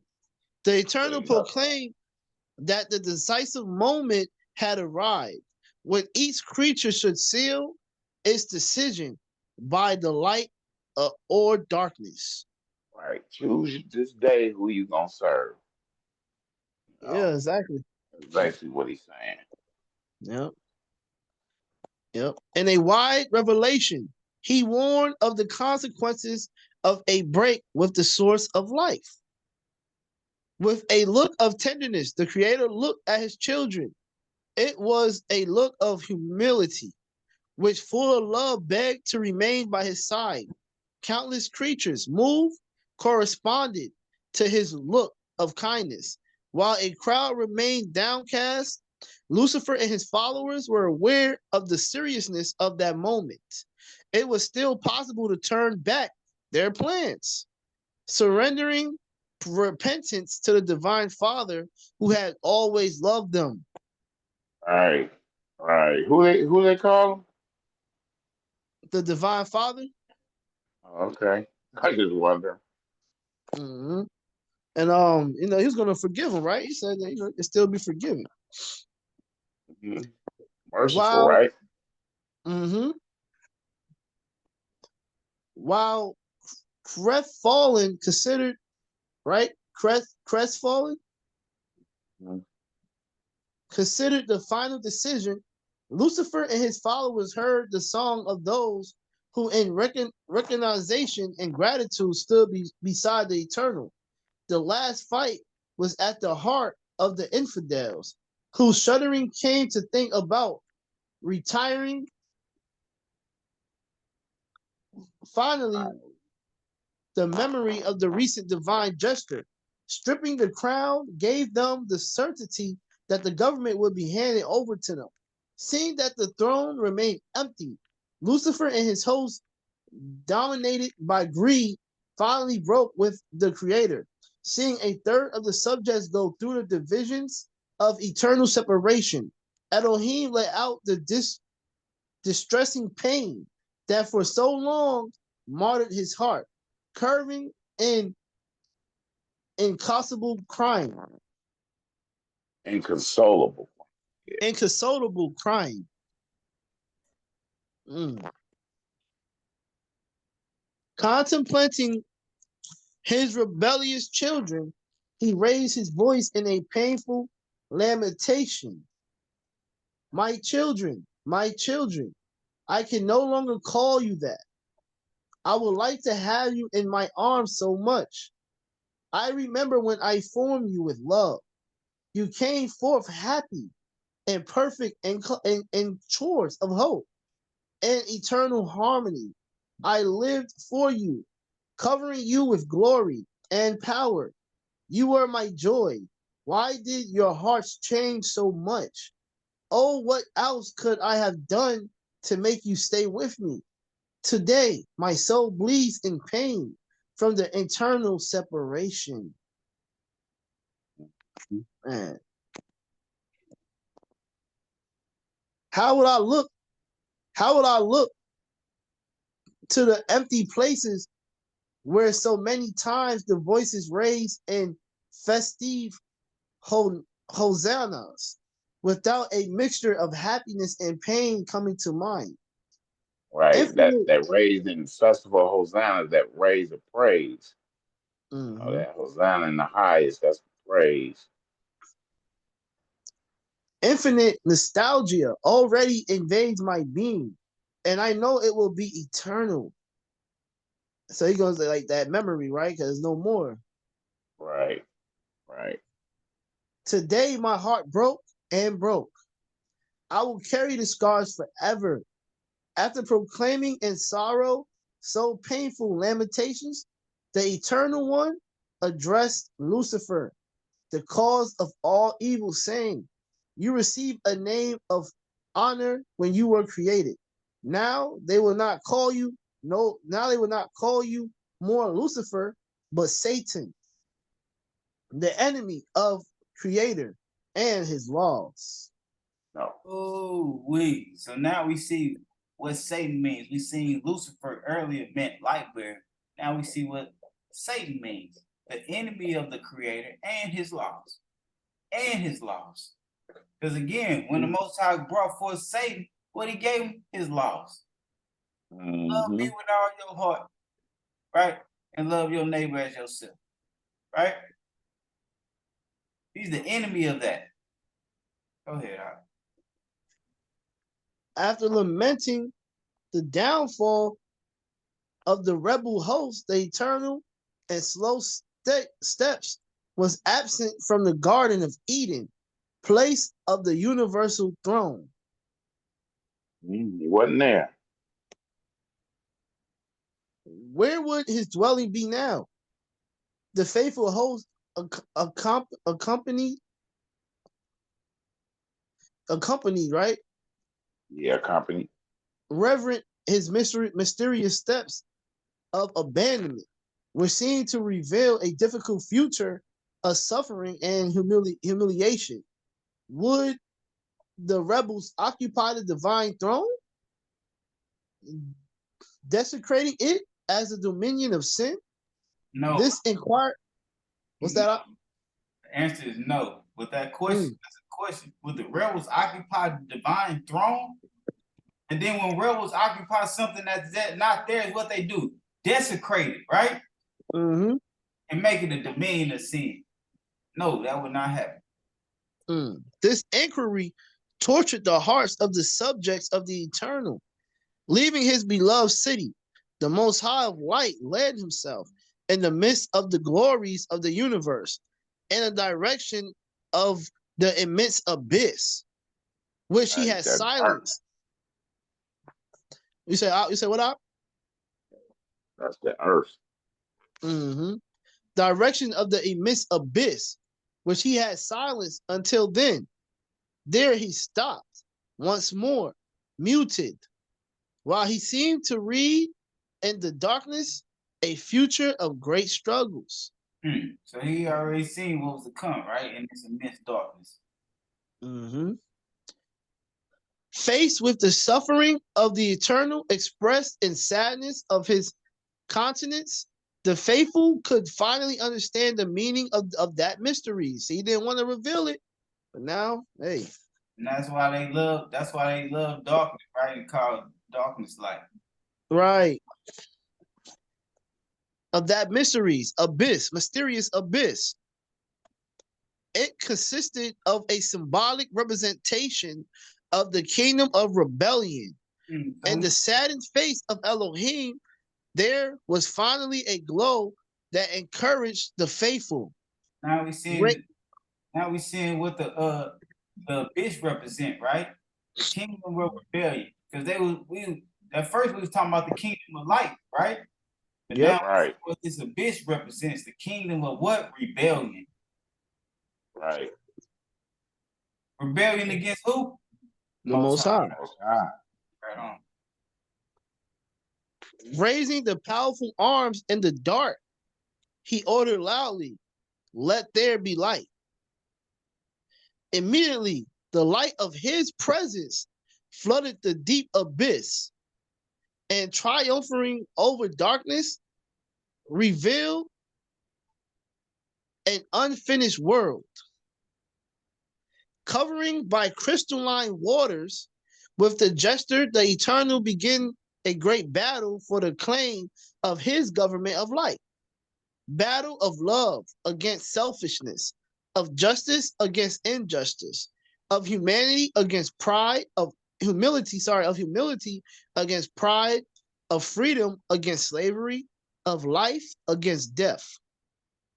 Okay, now right here, this is what I was talking about, Shaq. This is when he said in the beginning, raising the powerful arms in the dark, he ordered loudly, "Let there be light." That's where we get Genesis 1:1 at. Let's go there real quick. Right. And this is still that light that earlier we was reading where it say that they received knowledge from that light. This is still the same light. All he's Now doing, this is the light that the Most High created. wait. I'm just Okay. finishing. So again, when we was reading earlier, when we was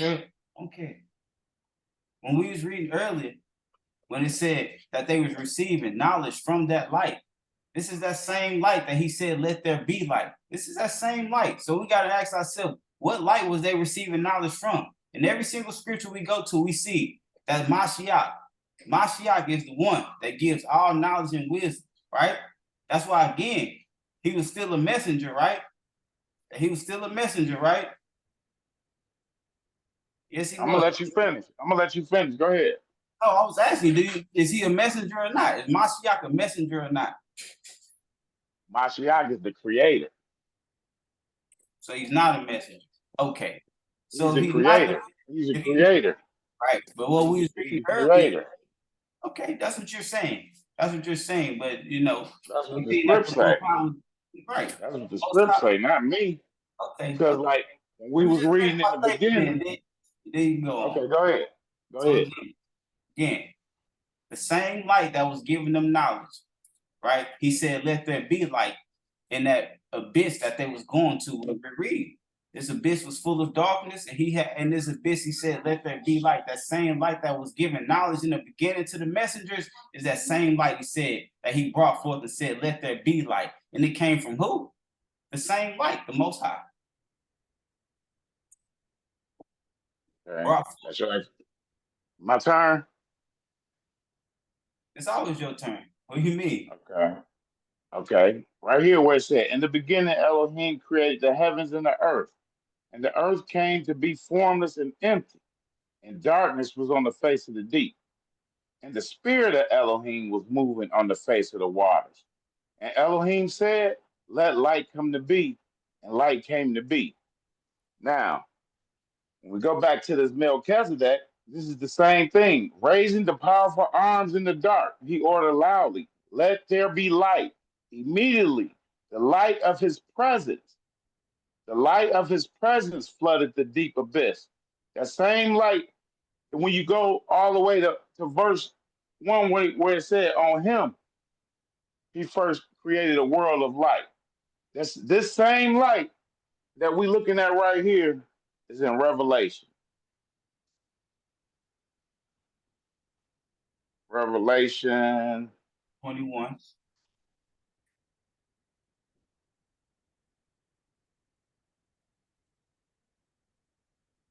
21, 23.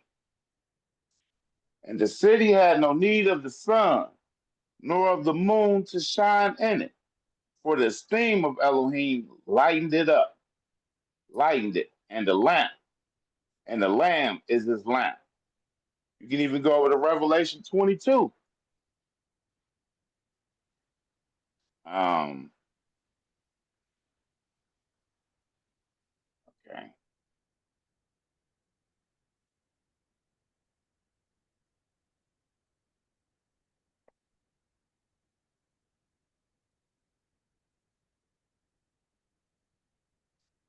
Revelation 22, say 5. And night shall be no more, and they shall have no need of a lamp or the light of the sun, because Yahuwah Elohim shall give them light, and they shall reign forever and ever. It's that same light. It's the light of his presence, not a light that teaches. It's the light that he created. He's the teacher. Okay, I'm not disagreeing with none of these things.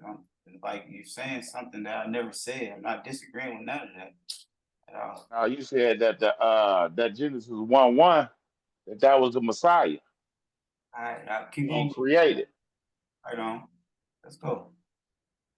That ain't what it means. In your opinion. Go ahead, though. No, that's not what it means. That's what it say right here. I mean, It's easy to read. right. And we did a lot of reading last week. Remember? We said over 35 scriptures, I believe. Mm-hmm. And right here, we don't even need that many. Right. Because it's plain and simple. Plain and simple. Okay. All right. Oh, so where we at? We have 26 now. All right. Battle that without truce will extend until at the desired dawn, the divine king could return victorious to the holy Mount Zion, where were enthroned in the midst of the praises of the redeemed. He would reign forever in perfect peace. The darkness in its escape pointed towards the final annihilation of the rebellion. The abundant waters that covered that world hitherto hidden symbolize the eternal life that for the faithful will be conquered by the love that everything sacrifices. The revealed world was the earth, visited by darkness and light. She Right. would be she would be the stage of the great struggle. The faithful rejoiced at the triumph of the light on that first day, when the darkness and their fury rolled over the planet, succumbing it in dense darkness. The light which seemed defeated was reborn victorious in a beautiful dawn. Okay. That's really good enough because right now we're going to be dealing with the creation, the second day. You know what I'm saying? So we ain't even gotta look at that no more. You can look at one more script though.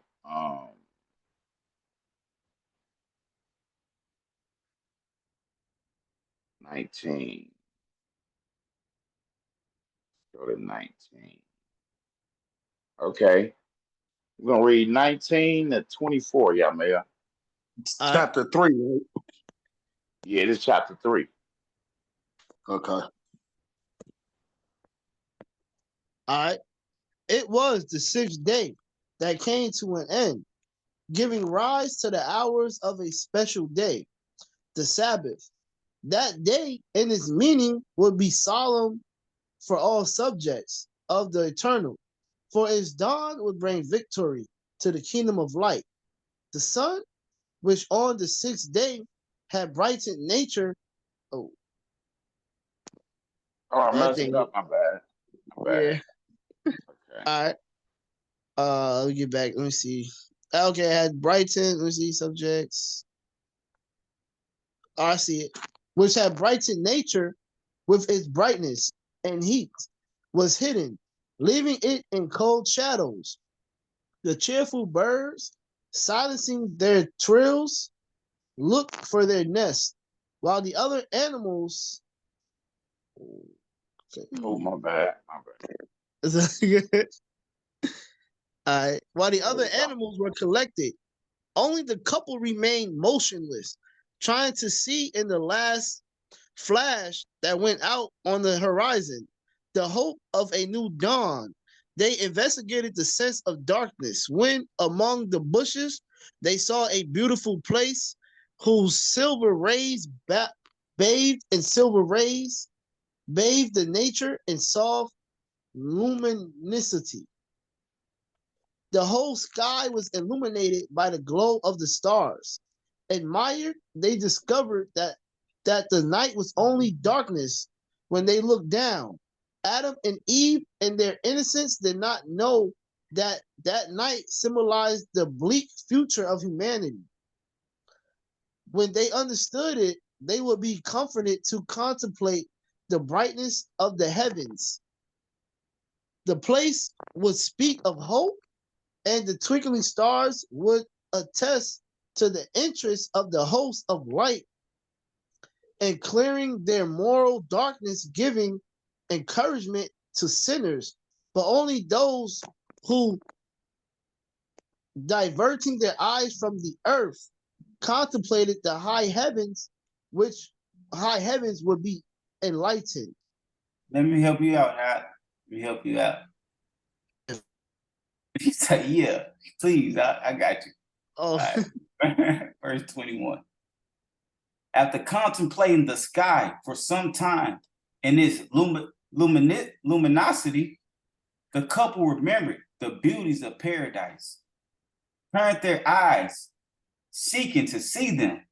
They were, however, hidden in the middle of the shadows. How much they wished for dawn, for only he would bring paradise. For only he would bring paradise. Before the longing of the human heart, the eternal appeared in the midst of darkness, returning to the couple the joy of meeting again in a colorful garden. Bathed in soft light, they were now walking through green and flowery meadows. The brightness of the Creator woke up the nature where they passed, coloring and brightening everything around. The couple admired, learned that next to the eternal, they could have a paradise in the middle of the night. Feeling sleepy, Adam and Eve lay on the lap of the loving Father who made them fall asleep sweetly, hopeful in a happy awakening.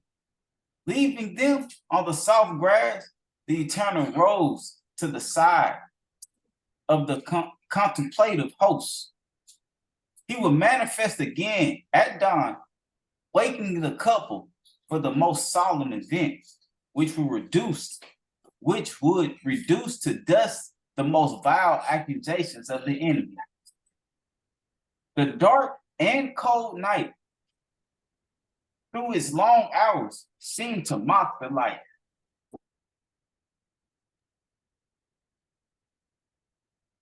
Would you forever obfuscate the beauties of creation? Oh, never. The sun would not recede in the face of darkness. He would appear shortly as a liberator, snatching with his warm rays the nature of the cold claws, giving him life and color. In a final challenge, darkness became dense in the hours before dawn. The night lashed out his forces to fight for absurd rule. Finally, a flash appeared in the east that seemed to speak of hope and a new day. The sky gradually became colorful, of a reddish alive. The helpless darkness withdrew from the rising force of light and was consumed in its escape.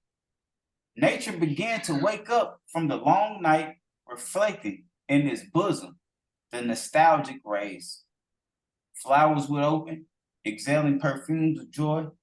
Animals and birds, silenced that night, joined the voices in a triumphant chant and salutations at the dawn of that great day. The black night had come to an end, giving rise to daylight, the daylight dream. It was a special meaning for Yahoo because it foreshadowed the victory of his kingdom over the dominion of rebellion. All right, that's it. That's it right there. So we see the great fight between day and night, good and evil, and Satan. And that was really my whole point. And then to point out that, nah, that wasn't the Messiah in Genesis. So when we say like in Genesis, you saying like that wasn't the Most High, that wasn't Christ being created in Genesis, right? Nah, right. That wasn't him being created. He created light. Because if that was Christ him is the being created, creator. Exactly. if that was him being created, who created the angels? You know what I'm saying? You got to think of, if he said what none created, everything was created through him, then he created the angels too. Mm-hmm. Right. And then, everything else, light and everything. Even when you was reading this Melchizedek, it even said that they was receiving knowledge from that light. So the same light that was brought forth from the Most High. But we don't, I guess, using created is beyond the terms because, again, in the same aspect, in my eyes, they mean the same, to be brought forth or created. I can say that about my babies all day, right? So again, Right. and That's again, what you can say, but that ain't what the definition would say. And then saying that listen, I don't even brought forth listen. life. If Well, no, you should wait. should have When been you able to say pull brought that forth, definition when you up. say brought forth light, the light was created. The light is a created thing. It don't come forth from nothing. It's Yes, it created. do. It come forth from the Most No. High. Yes, it do. Where that at? Where that's at? What? Where that's at? Show me that. We Well, read it all day last week. We read it all day. It was the same light that was brought forth. The same light that Elohim is light, and he gave us light. When he said he gave us light, When Elohim say he is light, he don't mean he light because he create light. Elohim is light, meaning truth. Like that's why I said the Messiah came as a light into the world, right? not as light, as a light. A Right. light means truth, just like that. Just So like what that about lesson you got. Truth equals light, and vice versa. It's the right? same thing. Exactly. Truth equals light. And guess what? Truth That was equals light. listen, But light don't equal the Messiah or the Most High. right. It can't And because just it's created. right. And that truth equals light. That's basically the same revised discussion. Truth equals light. He is the truth and the light of this world. Straight up. It's the same Right. revised discussion. yeah, That he is the light of this that world. that what I was saying. So when he said, I want to say like in that Genesis, so when he say let there be light, we just saying like that's Mashiach coming. That's just what we say. We're not saying he being created, but that light is Mashiach. We say let there be light, that's him coming to the earth. That's it. What we just read Yeah, in your Melchizedek. What we yeah, just But y'all exactly. didn't say that last week. That's what I said. I can probably pull it up from last week's discussion when you said that's when the Mashiach was created. Well, okay. Well, if I slipped in words, my bad. But just how Oh, that's y'all, all right. just You how know, that's all right. If just you how wouldn't have y'all Mel slipped in just your words, phrased then it. it That's probably all. wouldn't have been no problem.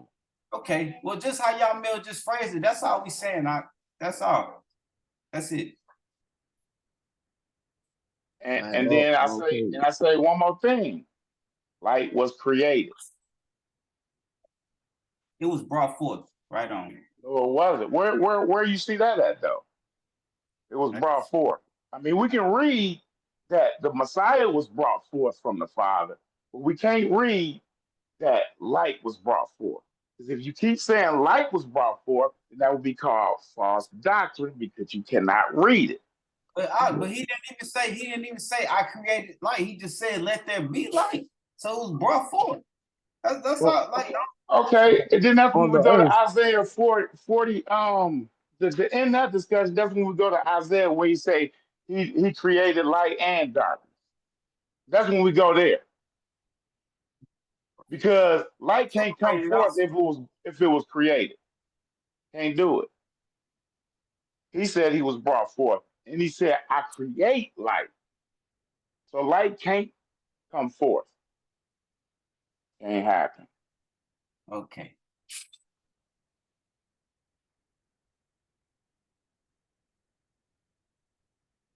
So we're gonna And hit that's this. the script. It's not my thoughts or my saying. That's the script. Okay. That's the script. All right. Let's hit this song. Anything else is something that we would think. And then what we be doing? False doctrine. Okay. Let's hit the songs. Let's hit it.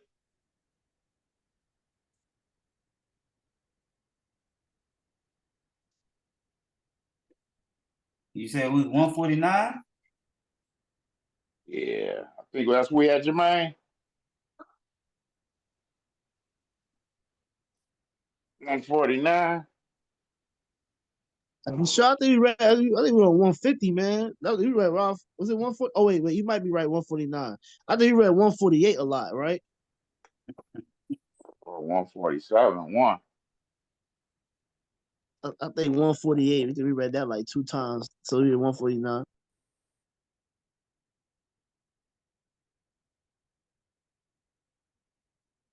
Okay, let's get it. All right. Psalms 149. Praise Yah. Sing to Yahoo a new song. His praise in an assembly of loving, committed ones. Let Yashrael rejoice in their maker. Let the children of Zion exalt in their sovereign. Let them praise his name in the dance. Let them sing praises to him with the tambourine and lyre. For Yahuwah takes pleasure in his people. He embellishes the meek ones with deliverance. Let the lovely, committed ones exalt and esteem. Let them sing aloud on their beds. Let the exaltation of El be in their mouth and a two-edged sword in their hand, to execute vengeance on the nations, punishments on the peoples, to bind their sovereigns with chains and their nobles with iron bands, to execute on them the written right ruling. A splendor it is for all his loving, committed ones. Praise Yah. Praise Yah. Hallelujah. Praises.